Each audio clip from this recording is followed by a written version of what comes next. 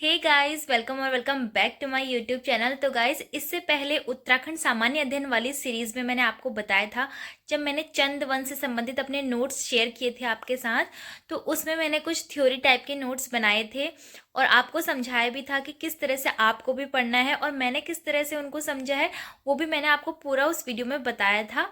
और उस वीडियो में मैंने आपको ये भी बोला था कि मैं अब जो नेक्स्ट वीडियो लाऊंगी वो चंद वंश के वन लाइनर नोट्स की लाऊंगी। तो गाइज़, मैं अपने नोट्स यहाँ पे शेयर कर रही हूँ, जिसमें मैंने चंद वंश के कुछ क्विक रिवीजन करने के लिए नोट्स बनाए हैं। आप भी उनको पढ़ो और वैसे ही आप लोग भी नोट्स बना सकते हो वन लाइनर वाले, और आपको थोड़ा अंदाज़ा भी हो जाएगा कि आपको कैसे बनाने हैं। तो फ्रेंड्स, चलो देखते हैं मैंने कैसे नोट्स बनाए हैं। फर्स्ट पेज में मैंने कुछ इस तरह से सोमचंद के बारे में कुछ वन लाइनिंग नोट्स लिखे हैं और थोड़ा ऐसे डिस्क्राइब भी कर दिया है कि किलेदार कौन कौन थे। ठीक है, ये थोड़ी प्रशासनिक व्यवस्था मैंने यहाँ पे लिखी है। फिर उसके बाद ऐसे ही वन लाइन में मैंने नोट्स यहाँ पे बनाए हैं और ये एक पेज हमारा होता है कंप्लीट। ठीक है, फिर उसके बाद दूसरा पेज दिखाती हूँ। तो ये है हमारा second page one liner notes का। यहाँ तक आपका जो है वो चंद वंश का जो बेसिक होता है वो यहाँ पे कंप्लीट हो गया। फिर उसके बाद इंद्रचंद व उसके उत्तराधिकारी यहाँ पे स्टार्ट हो जाते हैं।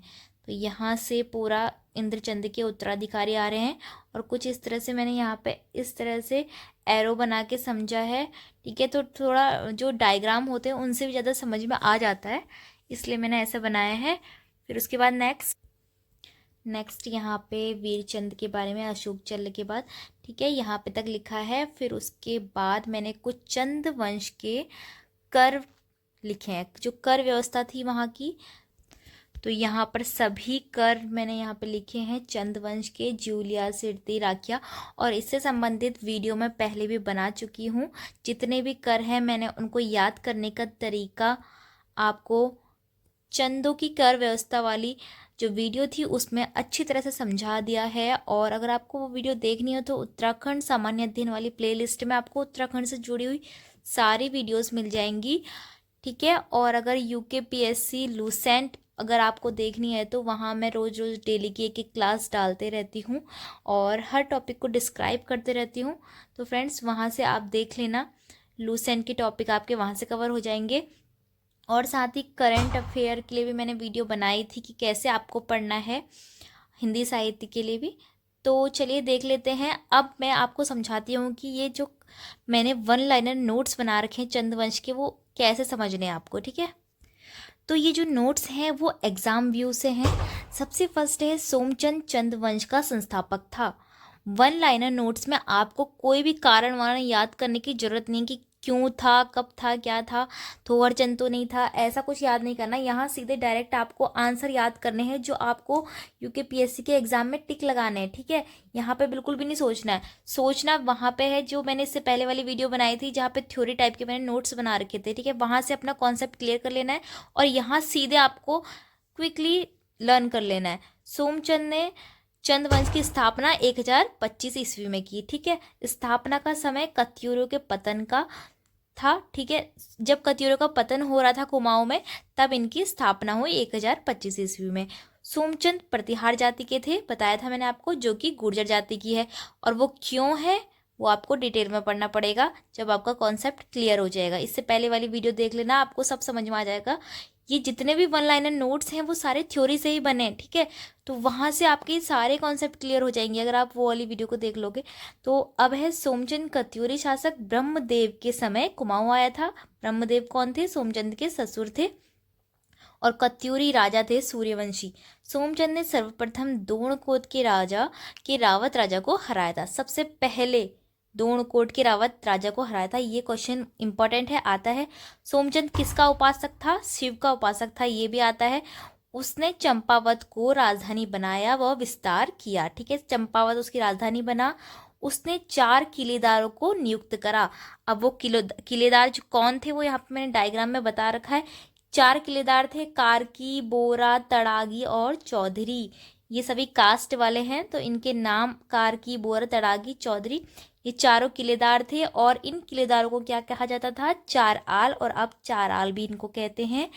और ये चारों निवासी कहाँ के थे? नेपाल के थे, याद रखना। ये किलों में रहते थे, इसीलिए इनको किलेदार कहा जाता था। अब देखो मुखिया कालू तड़ागी किसका मुखिया था? मेहरा और फर्त्याल का मुखिया था कालू तड़ागी। फिर उसके बाद मैंने लिखा है यहाँ पे कि मेहरा व फर्त्यालों को मंत्री व सेनापति बनाया। मेहरा मंत्री और फर्त्याल सेनापति। मेहरा लोग कटोलगढ़ व डुंगरी में, फर्त्याल रहते थे। मेहरा लोग कहाँ रहते थे? कटोलगढ़ में। और डुंगरी में कौन रहता था? फर्त्याल लोग रहते थे।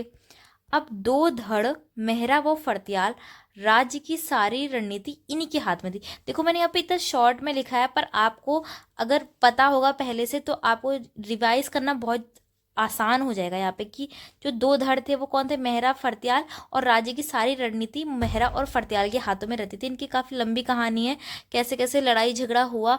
ठीक है। डुंगरी सुई के किले के पास था जहाँ फर्त्याल लोग रहते थे। देखो यहाँ पे लिखा है फर्त्याल रहते थे। ग्रामों में कौन होते थे? बूढ़े एवं सयानों की नियुक्ति की गई। क्यों की गई थी? पुलिस व लगान वसूल के राजा को, यानी कि ये बूढ़े और सयाने जो बनाए थे राजा ने, वो पुलिस व लगान वसूल के कहाँ देते थे? मतलब पुलिस का वो काम करते थे और लगान वसूल के वो राजा को देते थे। फिर है सोमचंद छोटा सा मांडलिक राजा था और डोटी के राजा को कर दिया करता था। डोटी के राजा मल्लवंशी थे और रैका राजा या राई राजा कहलाते थे। ठीक है, समझ में आया? वन लाइनिंग नोट्स है इसलिए मैं ज़्यादा डिस्क्राइब नहीं करूंगी। यहाँ पे सोमचंद का विवाह ब्रह्मदेव की पुत्री से हुआ था। सोमचंद के पश्चात उसकी कत्यूरी रानी से उत्पन्न पुत्र आत्मचंद गद्दी पर बैठा था। उसने लगभग कितने वर्षों तक शासन किया? 20 वर्षों तक आत्मचंद ने शासन किया। ठीक है। फिर उसके बाद है, उसके पश्चात आत्मचंद के पश्चात पूर्णचंद्र 1066 से 1084 ईस्वी तक राज्य किया। पूर्णचंद का पुत्र इंद्रचंद गद्दी पर बैठा। अब देखो यहाँ तक पूर्णचंद्र का पुत्र इंद्रचंद की बात आई। फिर उसके बाद इंद्रचंद के उत्तराधिकारी पढ़ने हमें कौन कौन हुए। अब इंद्रचंद कौन था? राजा बहुत ही बड़ा घमंडी राजा था, जो अपने को किसके समान समझता था? अपने नाम यानी कि इंद्र के समान ही समझता था। अब एटकिंसन के अनुसार इंद्रचंद्र ने रेशम उत्पादन व रेशमी वस्त्र बनाने का कार्य प्रारंभ किया। इसके लिए नेपाल के मार्ग से चीन से व्यापारिक संबंध स्थापित किए।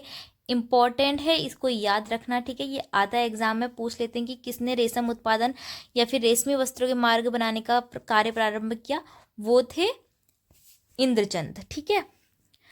अब देखिए नेक्स्ट है यहाँ पे, रेशमी वस्त्रों के रंग को पक्का करने के लिए कुमाऊं में झूठी खबर फैलाने की प्रथा थी, जिसे क्या कहते थे? पटरंग वाली कहते थे।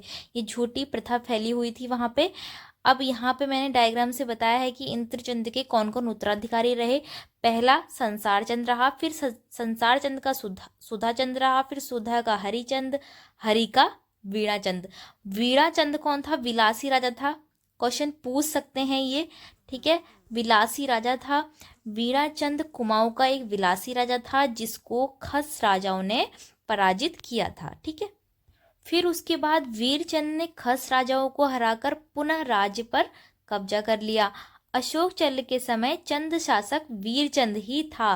पूछा जा सकता है कि अशोक चल्ल के समय चंद शासक कौन था? तो वीरचंद था, जिसकी मृत्यु 1206 में हुई। फिर देखो मैंने यहाँ पे चंदों की कर व्यवस्था लिखी है, क्योंकि चंदों की कर व्यवस्था काफ़ी प्रसिद्ध थी, क्योंकि उसे 36 रकम और 32 भी कहते थे। ठीक है, 36 रकम और 32 कलम। अब देखो ज्यूलिया, ज्यूलिया क्या होता था? नदी पुलों पर लगने वाला कर होता था।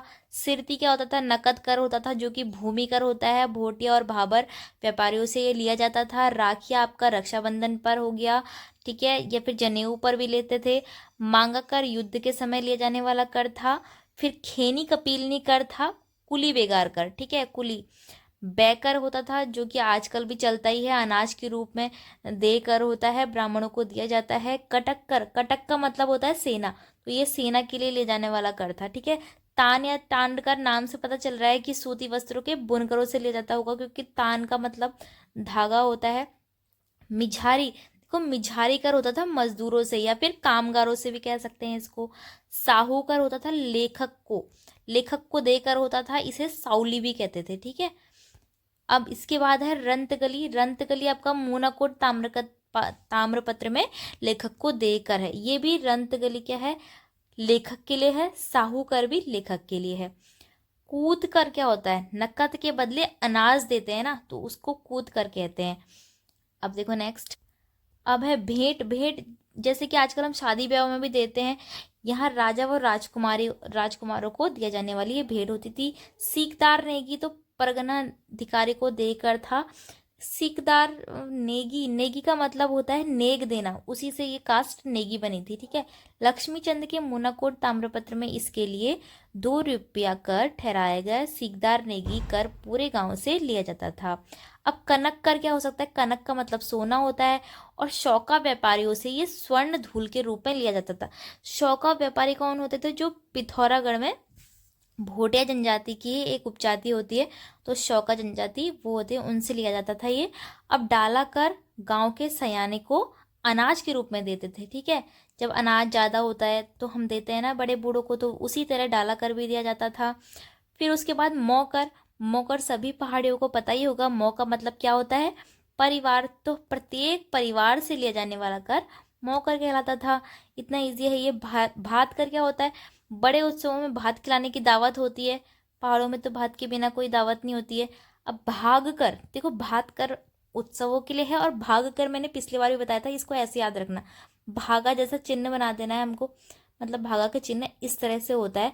अब देखो ये ना ये घराट जैसा बन जाएगा, घराट, मैंने तो ऐसे याद रख रखा है, ठीक है।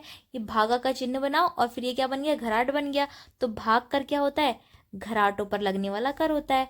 फिर न्योवली। न्योवली कर होता है न्याय के लिए, न्याय पाने के लिए। जैसे कि अभी भी तो हम जो लॉयर होते हैं हमारे, उनको सैलरी देते हैं, कुछ वेतन देते हैं, तब जाके जो लॉयर होते हैं वो हमारा आगे केस लड़ते हैं, तो वैसे ही उधर भी न्याय पाने के लिए था।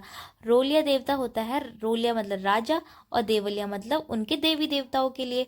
अब राज परिवार के देवी देवताओं के लिए ये कर लिया जाता था, ठीक है। फिर है बजनिया। बजनिया मतलब नाचना बजाना, इस टाइप से समझ लो। तो राजा के जो, ठीक है, तो ये राजा के नृतक और नृत्यक के लिए लिया जाता था। और फिर है घोड़ियालो कर। घोड़ियालो नाम से पता चल रहा है कि राजा के घोड़ों के लिए ले जाने वाला कर था। कमीनचारी, सयानचारी, तो वही बूढ़ा या सयाना जो गांव के होते थे, तो उनको वो क्या करते थे, किसानों से लगान वसूलते थे। अब है हिलियानी अधूल कर, जो कि बरसात में जो सड़कें खराब हो जाती थी तो उनकी मरम्मत के लिए ले जाने वाला कर था। फिर है पौरी कर। पौरी का मतलब होता है पहरा करना। तो जो उनके राजा की राजधानी होती थी, तो उनकी रखवाली करने के लिए जो प्रहरी लगाया जाता था, तो उसके लिए ये दे कर होता था। फिर है बाजदार। बाजदार महा लोगों के लिए, महाजन जो होते हैं उनके लिए लिया जाने वाला कर था ये। फिर उसके बाद है आपका औताली। औताली होता है राजा की जमीन होती थी, तो उसे ही औताली कर कहते थे। कुकरियालो राजा के कुत्तों के लिए ले जाने वाला कर था, क्योंकि कुकरियालो नाम से ऊपर चल रहा है। फिर है स्यूक कर। स्यूक का मतलब होता है सेवा करना, तो राजा के सेवकों के लिए ले जाने वाला कर था स्यूक कर। फिर है आपका जगरिया कर। जगरिया कर मतलब जो जागर लगाने वाले ब्राह्मणों से लिया जाता था, ठीक है। फिर है चौपदार। राजा की निजी वस्तुओं के लिए ये कर लिया जाता था, जैसे कि राजा की तलवार, ढाल, ढोने वाले जितने भी सामान वगैरह होते थे, उनके निजी सामान, पर्सनल सामान, तो उनके लिए चौबदार कर लिया जाता था। तो फ्रेंड्स, आई होप आप लोगों को ये सारे नोट्स समझ में आ गए होंगे। इसी तरह के और नोट्स मैं आपके साथ शेयर करते रहूँगी उत्तराखंड के हर टॉपिक से संबंधित, ठीक है। तो आप लोगों को भी इसी तरह नोट्स बनाने हैं, समझने हैं। और अब हम मिलेंगे नेक्स्ट वीडियो में, तब तक के लिए बाय बाय।